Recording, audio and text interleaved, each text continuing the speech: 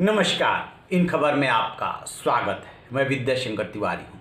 महिलाओं के हक को लेकर के सुप्रीम कोर्ट ने एक बड़ा फैसला दिया है और अब एकदम क्लेरिफाई कर दिया है कि बेटा और बेटी दोनों को पैतृक संपत्ति में बराबर का हक होगा। जो किंतु परंतु था उसको हटा लिया है।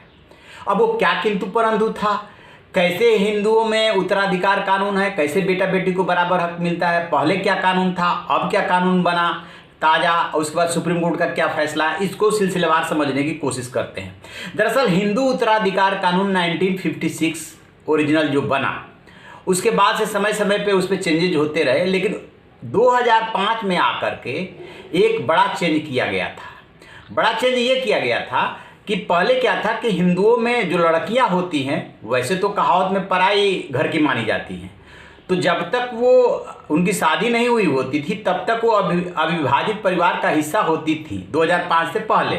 लेकिन जैसे ही मैरिज उनकी हो जाती थी वो उस परिवार का हिस्सा नहीं होती थी और उनको पैतृक संपत्ति में कोई अधिकार भी नहीं मिलता था।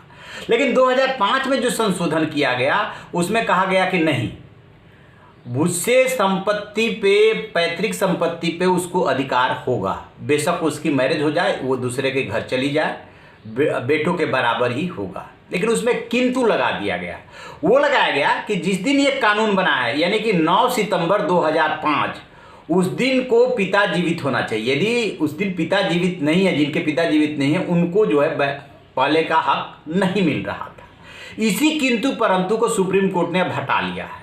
कहा है कि 9 सितंबर 2005 की जो डेट रखी गई थी कि पिता जीवित होने चाहिए या पिता जीवित नहीं है तो फिर नहीं मिलेगा, इससे कोई मतलब नहीं है। पिता की डेथ कभी भी हो गई हो, बेटियों को उसका हक मिलेगा पैतृक संपत्ति में। अब बात आती है कि संपत्ति कितने तरह की होती है। मोटे तौर पे 2 तरह की संपत्ति होती है। एक पैतृक संपत्ति होती है जो कि पीढ़ियों से चली आ रही होती है, दूसरी स्व अर्जित संपत्ति होती है। तो ये जो भी कानून बना था वो पैतृक संपत्ति में हक और हुकूक को लेकर के बना, लड़कियों को सेफ गार्ड दिया गया। तो अब स्थिति ये हो जाएगी कि एक तो डेट वाली बात हटा ली गई कि पिता की डेथ कब हुई है। अब जो महिलाएं हैं और उनके महिलाएं भी नहीं रही, मान लीजिए, तो उनके बच्चे हैं, वो भी अपने नाना की संपत्ति पे दावा कर सकेंगे। बात क्लियर है। एक बात और आती है कि पहले क्या था, हक बोलते हैं या समान वारिस, समान उत्तराधिकार कि 4 पीढ़ियों तक मिलता है, तो पहले बेटे को मिलता था। अब उस कानून के बाद बेटियों को भी मिलता है, यानी कि 4 पीढ़ी पहले तक वो अविभाजित संपत्ति में अपने बंटवारे का दावा कर सकती है और उनको वो मिलेगा।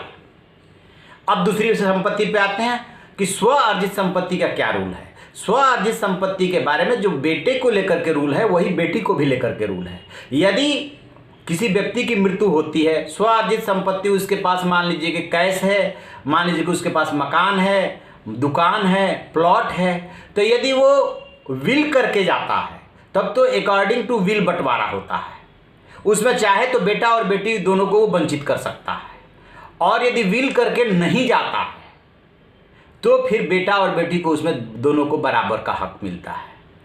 तो जो ये अभी सुप्रीम कोर्ट ने फैसला दिया है, ये दिया है पैतृक संपत्ति को लेकर के, क्योंकि झगड़ा वहां पे था कि बेटे को तो हक मिल जाता था, उसके पिता की मौत कब हुई कब नहीं हुई इससे कोई मतलब नहीं है, और बेटी को देखना पड़ता था कि 9 सितंबर 2005 यानी कानून बनने से पहले पिता की उस दिन तक पिता जीवित थे या नहीं जीवित थे, यदि मर गए हैं तो फिर हक नहीं मिलता था।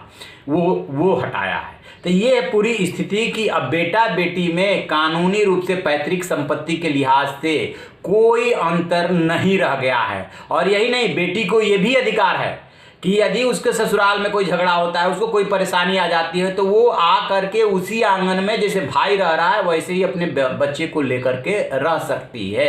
दोनों का अंतर एकदम खत्म। ठीक इसी तरीके से स्वआर्जित संपत्ति में यदि जिस व्यक्ति की मौत होती है वो चाहे तो बेटे को स्वआर्जित संपत्ति से वंचित कर दे, बेटी को कर दे, ट्रस्ट को दान कर दे, किसी भिखारी को दे दे, ये उसकी मर्जी के ऊपर है। लेकिन यदि वो नहीं विल करके जाता है तब फिर बेटा बेटी दोनों को बराबर का हक।